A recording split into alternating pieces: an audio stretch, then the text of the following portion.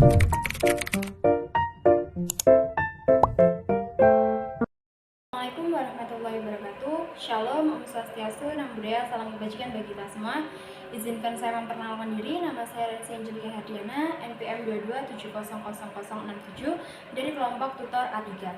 Di sini saya akan menjelaskan kasus tentang acne vulgaris. Yang pertama, saya akan menjelaskan tentang peta masalah terlebih dahulu, yaitu Nona Cantika berusia 19 tahun datang ke Puskesmas Dukuh Kupang dengan keluhan utama yaitu komedo hitam berulang, papula kemerahan, pustula yang terasa nyeri, dan juga sebagian sembuh jadi luka di wajah. Lalu riwayat penyakit sekarangnya yaitu bekas luka di wajah sejak 2 tahun yang lalu. Riwayat kebiasaannya yaitu sering begadang. Riwayat sosialnya bertambah buruk ketika dia stres dan sebelum menstruasi. Lalu riwayat pengobatannya, beliau menggunakan krim topikal dan pil mereda, meningkat lagi selama periode menstruasi. Selanjutnya dilakukan pemeriksaan fisik oleh dokter yang didapatkan hasilnya yaitu yang pertama tanda vital sign-nya dan status umumnya yaitu dalam batas normal, lalu status dermatologisnya yaitu distribusi regional, lokasi di wajah, karakteristik lesinya multiple, diskrit, berukuran 2 hingga 5 mm, ada yang meninggi, kering. Lalu untuk tipe lesinya yaitu komedo, papula eritematosa, pustula, lalu ada nodul dan juga scar atrofi. Selanjutnya dilakukan pemeriksaan penunjang yaitu dengan pemeriksaan laboratorium. Pemeriksaan laboratorium dilakukan dengan cara pewarnaan gram dari pustula. Nah, di sini tidak ada ditemukan kokus maupun basili. Dari pemeriksaan inilah didiagnosa yaitu acne vulgaris. Lalu dilakukan penata laksanaan yaitu yang pertama ada topikal, yaitu diberi krim tretinoin 0,025%, dioleskan pada wajah pada malam hari. Lalu diberi benzoil peroxide gel 5% untuk papula dan pustula siang dan malam hari. Lalu ada penata laksanaan sistemik yaitu diberi doxycycline 2 kali 100 mg per hari.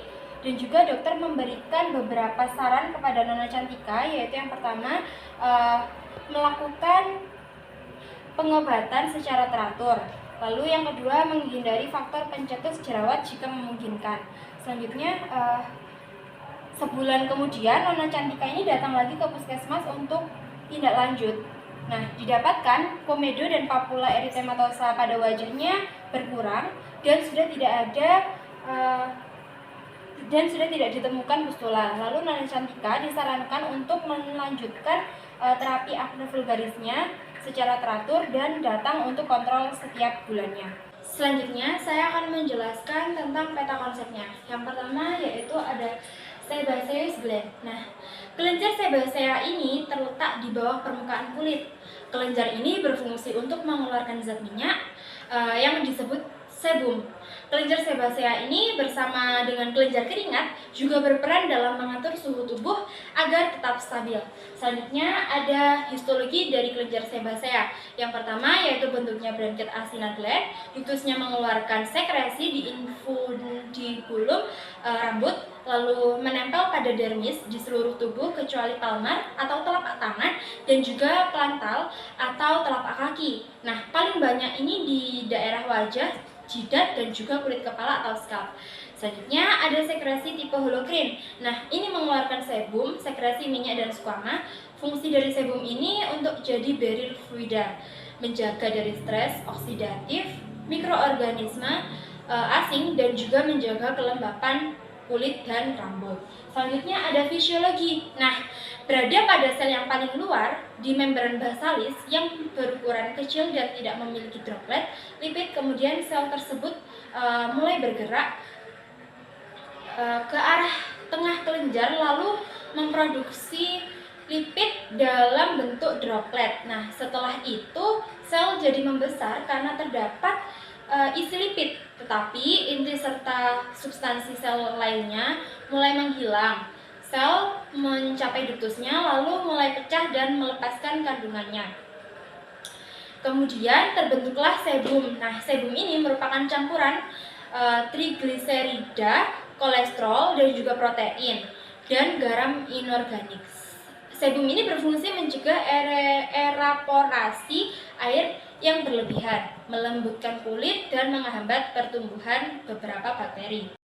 Selain kelenjar sebaceous yang menghasilkan sebum pada kulit manusia, ada juga kelenjar keringat pada tubuh manusia, di mana terdiri dari kelenjar ekrin dan juga kelenjar apokrin. Nah, selanjutnya saya akan menjelaskan tentang histologi kelenjar ekrin, yaitu kelenjar ini fungsinya untuk mengatur suhu tubuh, lalu menjaga elektrolit, ekskresi urea, dan asam laktat. Nah, kontraksi sel myoepitel ini memeras kelenjar dan melepaskan sekret yang sudah menumpuk sehingga menghasilkan keringat. Selanjutnya ada fisiologi dari kelenjar ekrin. Nah, kelenjar ekrin ini mensekresi cairan jernih, yaitu keringat yang mengandung 95 hingga 97% air dan mengandung beberapa mineral seperti garam, sodium klorida, granula, lalu ada minyak, dan sampingan dari metabolisme seluler. Nah, kelenjar ini terdapat di seluruh kulit, mulai dari telapak tangan, telapak kaki, hingga ke kulit kepala. Selanjutnya, saya akan menjelaskan tentang histologi dari kelenjar apokrin. Nah, yang membedakan dari struktur histologi apokrin dan juga kelenjar ekrin ini yaitu struktur lumen pada ekrin lebih rapat dan apokrin sama halnya dengan apokrin. Pada bagian ekskretori berwarna lebih gelap, sedangkan bagian sekretorinya lebih terang. Kelenjar ini berfungsi setelah pubertas dan responsif terhadap perubahan hormonal. Selanjutnya saya akan menjelaskan tentang fisiologinya, yaitu terdapat pada ketiak, puting susu, pusar, daerah kelamin, dan juga daerah sekitar dubur. Nah, menghasilkan cairan yang agak kental, berwarna keputih-putihan, serta berbau khas pada setiap orang. Nah, sekresinya ini melalui folikel rambut masuk ke kelenjar sebasea, lalu bakteri yang ada di sana yang membuat bau spesifik seseorang. Selanjutnya ada mikrobiota normal atau flora normal. Nah, mikroba yang berada pada permukaan tubuh manusia dan dalam keadaan normal tidak menimbulkan penyakit. Tiap 1 cm kuadrat kulit terdapat 3 juta bakteri. Fungsinya mencegah agar mikroorganisme berasal dari tubuh lain tidak menempatinya dan menimbulkan infeksi. Jenis-jenis mikrobiota normal ada 2, yaitu mikrobiota residen, yaitu selalu ada pada tubuh mayoritas bersifat komersial, lokasi kulit dan membran mukosa, saluran cerna, saluran nafas atas, uretra, distal, dan vagina. Yang kedua ada mikrobiota transient, ada pada tubuh pada waktu dan kondisi tertentu.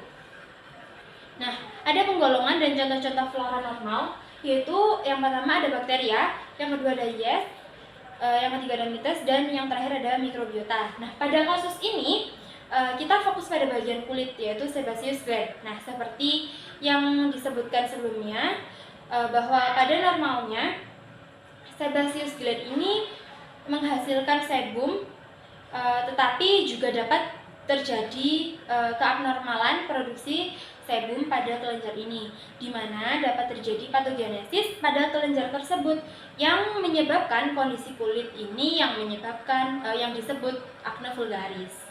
Hal ini biasa terjadi karena stres psikis yang dapat menyebabkan sekresi ACTH yang akan meningkatkan produksi androgen. Patogenesis acne vulgaris adalah multifaktor, tetapi 4 patogenesis telah diidentifikasi, yaitu yang pertama ada hiperproliferasi epidermal folikel rambut, lalu yang kedua ada produksi sebum berlebihan, yang ketiga ada inflamasi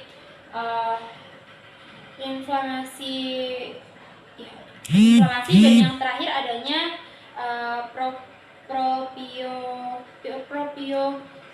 Propionibacterium acnes. Nah, di mana setiap proses ini adalah saling berkaitan serta dipengaruhi juga oleh hormon dan kekebalan tubuh. Yang pertama, saya akan menjelaskan tentang hiperproliferasi epidermal folikel rambut. Nah,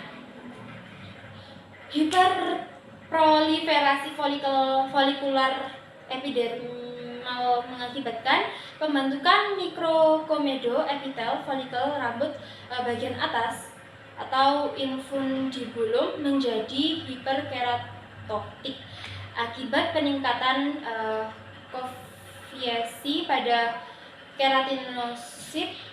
Nah, sel-sel yang berlebihan dan saling melekat ini mengakibatkan pembentukan plak di ostium folikular. Nah, plak ini kemudian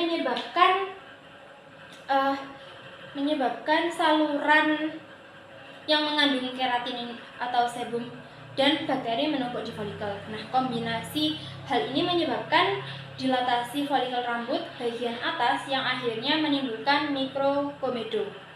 Nah, ada beberapa etiologi yang diusulkan termasuk stimulasi androgen, penurunan asam linoleat, peningkatan aktivitas IL-I, dan efek dari P. agnes. Nah,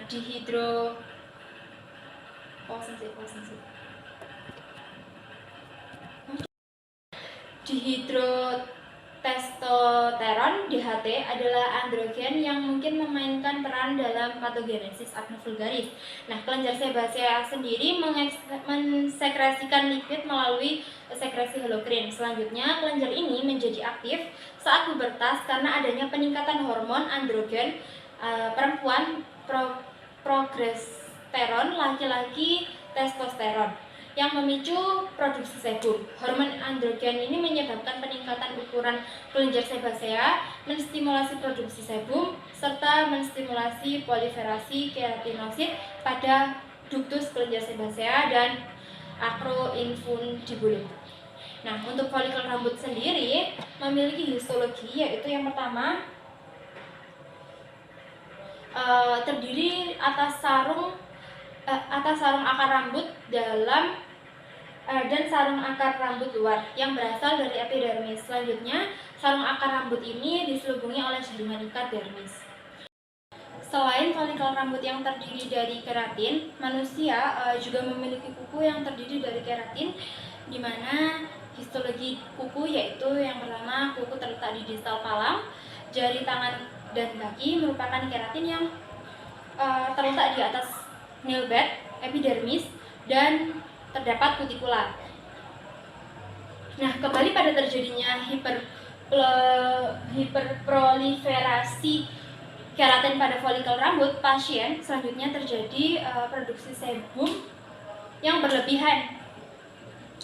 Nah, yang bisa diakibatkan karena patogenesis yang kedua ialah kelebihan produksi sebum yang berasal dari kelenjar sebasea. Salah satu komponen sebum yaitu trigliserida berperan dalam patogenesis akne.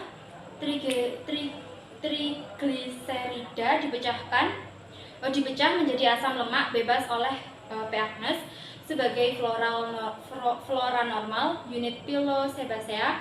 Asam lemak bebas ini mempengaruhi kolonisasi. P. agnes mendorong terjadinya inflamasi dan proses komodogenik. Nah, hormon kortikotropin dapat juga memainkan peran pada patogenesis ini yang dihasilkan oleh hipotalamus dan meningkatkan akibat stres. Selanjutnya yaitu terjadi kolonisasi Propionibacterium agnes. Nah, P. agnes ini adalah salah satu faktor kunci yang terlibat dalam patogenesis jerawat P. agnes. Adalah bakteri gram positif anaerobik, bakteri mikroaerofilik yang ditemukan di folikel sebasea dan merupakan bakteri yang dominan bakteri penghuni kelenjar sebaseus manusia, yaitu 90%.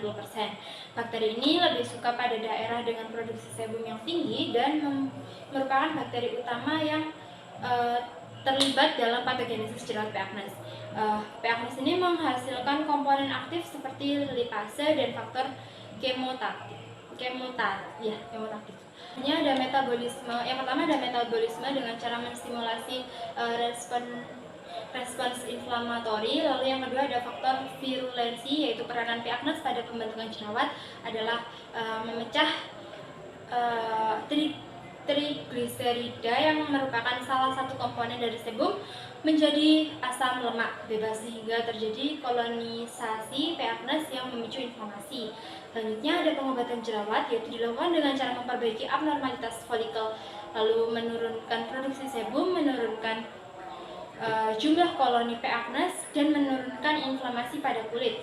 Nah, populasi pada bakteri P. agnes ini dapat diturunkan dengan memberikan zat antibakteri seperti erythromycin, clindamycin, benzoyl peroksida, lalu ada tetracycline atau doxycycline. Nah, yang keempat ada peradangan atau inflamasi. Mikrokomedo ini terus berkembang dengan padat akibat keratin sebum dan bakteri. Akhirnya distensi ini menyebabkan pecahnya dinding folikel, ekstrusi keratin sebum dan bakteri ke dalam dermis menghasilkan peradangan dengan cepat, tampak kemerahan dan nyeri. Selanjutnya, dari adanya patogenesis jerawat tadi, maka timbullah ciri-ciri pada fisik pasien, yaitu berupa blackhead atau whitehead, ada papula, pustula, dan juga nodul. Nah, sehingga hingga skar yang juga ditemukan pada saat pemeriksaan fisik tadi. Lalu yang pertama ada komedo terbuka, disebut juga blackhead. Secara klinis dijumpai lesi berwarna hitam. Komedo berwarna hitam disebabkan oleh permukaan lemaknya mengalami oksidasi. Selanjutnya ada komedo tertutup. Nah, komedo tertutup ini disebut juga dengan whitehead. Secara klinis dijumpai lesinya kecil. Komedo jenis ini disebabkan oleh sel-sel kulit mati dan juga kelenjar minyak yang berlebihan pada kulit. Lalu yang ketiga ada papula. Papula ini yaitu penonjolan padat di atas permukaan kulit akibat reaksi radang. Yang keempat ada pustula, yaitu pustul acne vulgaris, merupakan papul dengan puncak berupa pus. Lalu yang terakhir ada nodul. Nah, nodul ini adalah pada acne vulgaris ini merupakan lesi radang disertai dengan nyeri. Nah, selain itu dilakukan pemeriksaan penunjang berupa pengecatan gram. Nah, di mana tidak didapatkan kokus maupun basili. Nah, untuk kasus ini apabila dilakukan pengecatan gram bakteri yang ditemukan itu tadi P. agnes dengan hasil warna ungu karena termasuk bakteri gram positif karena mengikat zat warna violet kristal dengan bentuk bakteri ini batang ujung kokoid. Selanjutnya, maka dokter dapat mendiagnosis bahwa pasien ini menderita acne vulgaris. Nah, ini didiagnosa acne vulgaris. Ada pasien menderita acne vulgaris ini. Acne vulgaris ini adalah pembentukan papula, nodul dan kista pada muka, leher, bahu, dan juga punggung akibat sumbatan keratin pada dasar dari kelenjar minyak di dekat folikel rambut. Untuk etiologinya, acne vulgaris ini merupakan permasalahan yang kompleks dan merupakan penyakit meradang atau radang multifaktori. Lalu penemuan klinis acne vulgaris ini yaitu tempat utama timbulnya jerawat adalah wajah, dan pada tingkat yang lebih rendah yaitu punggung atau dada dan juga bisa bahu. Nah, acne vulgaris ini ditandai dengan beberapa jenis lesi polimorfik, yaitu yang pertama ada komedo non-inflamasi terbuka atau tertutup. Lalu yang kedua ada lesi inflamasi, yaitu ada papula merah, pustula atau nodul. Lalu ada diagnosa dimulai dari anamnesis. Terdapat juga beberapa kelainan kulit yang dapat dianggap diagnosis banding atau DD acne vulgaris, yaitu ada yang pertama ada folikulitis. Lalu folikulitis ini adalah peradangan yang terjadi pada folikel rambut atau tempat rambut tumbuh yang biasanya disebabkan oleh infeksi bakteri. Selanjutnya ada rosacea. Nah, rosacea ini adalah gangguan kulit wajah yang ditandai dengan kulit kemerahan dan bintik yang menyerupai jerawat. Selanjutnya ada perioral dermatitis. Perioral dermatitis ini bentuk lesi kulit yang tampak sebagai papula eritema dan pustula yang timbul dekat sekitar mulut. Nah, selanjutnya setelah didiagnosis, pasien ini akan diberikan penata laksanaan atau pengobatan yang terdiri dari farmakologi dan non farmakologi. Nah, di farmakologi ini ada Untuk pemberian secara farmako ada dua, yaitu tipe pemberian topikal dan juga sistemik. Nah, obat topikalnya dapat berupa krim tretinoin 0,025% dioleskan pada wajah pada malam hari. Lalu tretinoin ini adalah bentuk pengobatan dari asam retinoat, vitamin A. Cara kerja dari tretinoin ini adalah dengan merangsang regenerasi sel kulit dan mempercepat pembentukan sel kulit baru yang lebih sehat. Lalu ada farmakodinamik, nah yaitu efek anti-inflamatori, lalu ada efek modifikasi keratinisasi folikuler dan menurunkan aktivitas kelenjar sebasea.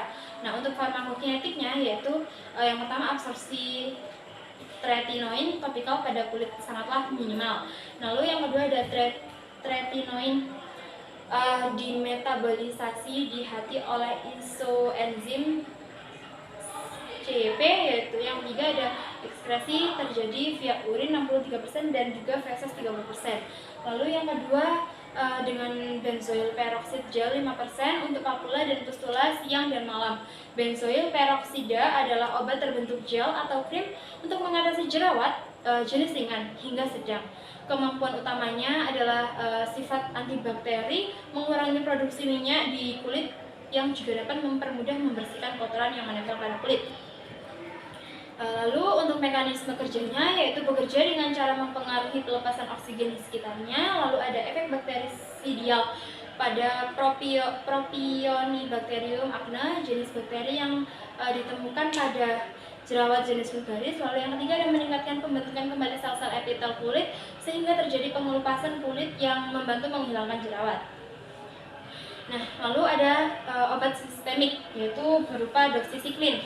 Nah, doxycycline ini diberikan 2 kali 100 mg per hari. Doxycycline merupakan antibiotik golongan tetraskilin yang digunakan untuk mengobati infeksi bakteri termasuk jerawat. Lalu bekerja membunuh bakteri dan juga mencegah pertumbuhan bakteri. Lalu ada farmakodinamiknya, yaitu yang pertama bekerja dengan menghambat sintesis protein dengan berikatan dan juga ke subunit ribosom.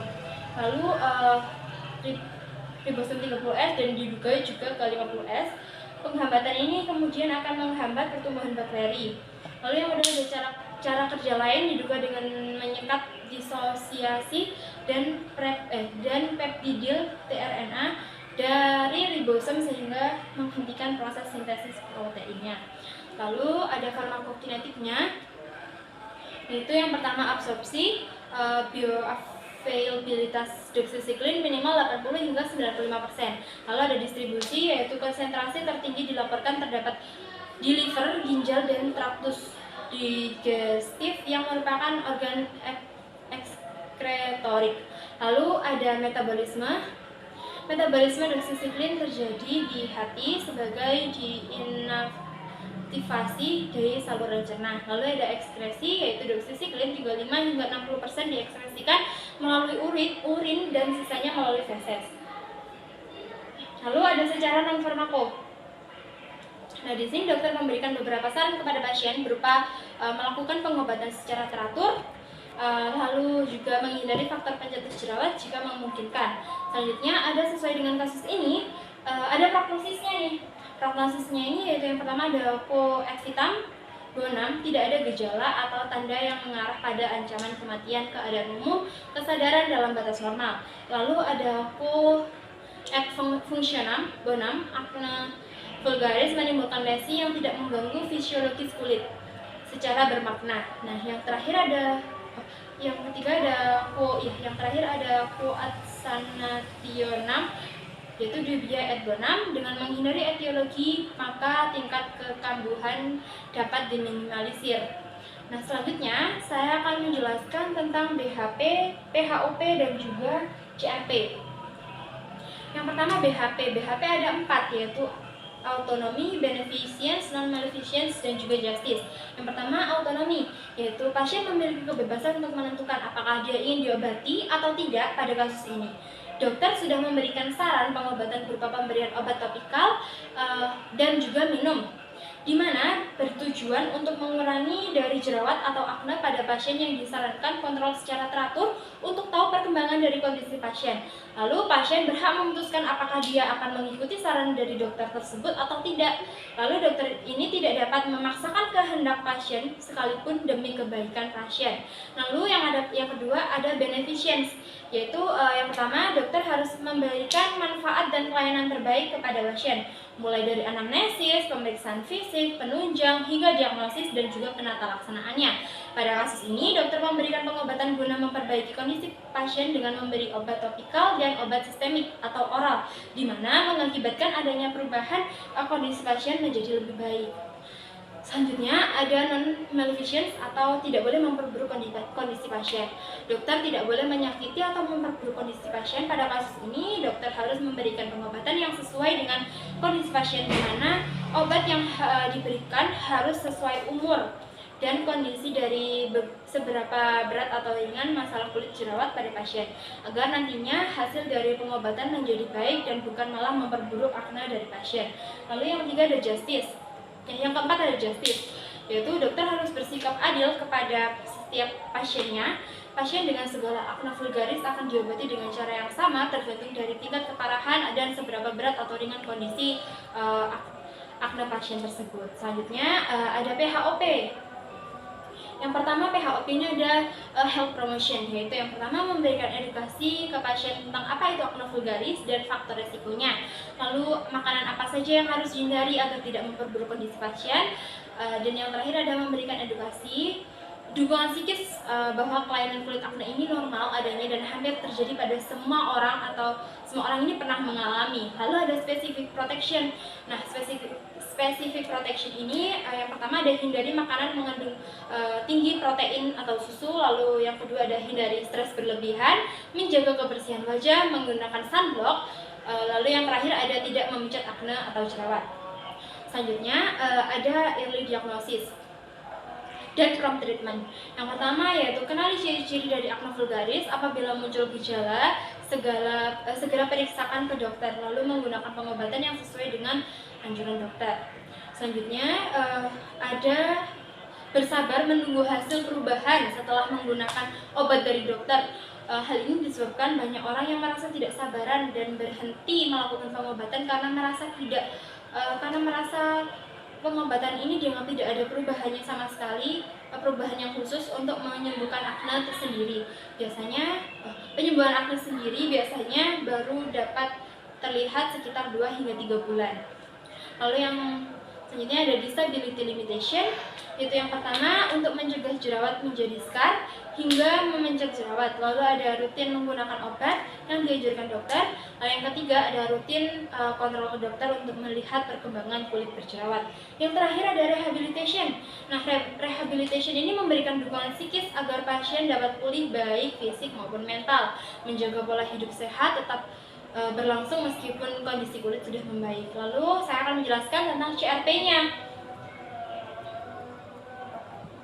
CRP ini yang pertama yaitu epidemiologi, yaitu penderita pada usia 15 hingga 20 tahun mempunyai prevalensi lebih tinggi jika dibandingkan penderita umur 21 hingga 25. Salah satu kelainan kulit yang paling sering terjadi pada remaja dan dewasa, merupakan masalah global memberikan impact psikososial, lalu terjadi pada masa pubertas dan remaja dewasa. Lalu akne ini bisa terjadi pada umur berapa saja? Biasanya neonatal dan juga bisa 1 hingga 12 bulan sebagai infantile akne. Baik, saja yang bisa saya sampaikan. Mohon maaf bila ada salah kata. Wassalamualaikum warahmatullahi wabarakatuh.